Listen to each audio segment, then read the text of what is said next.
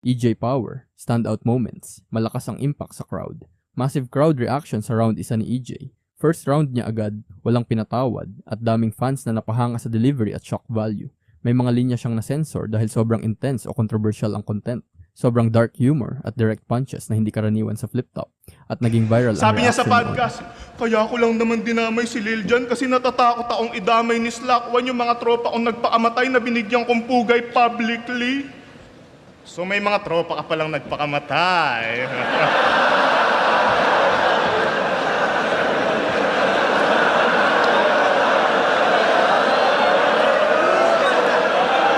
Sino?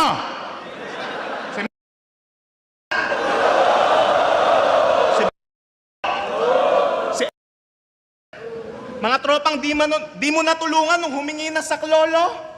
Hindi na nila kailangan ng papugay mo ngayong nagchichill na sila sa purgatorio.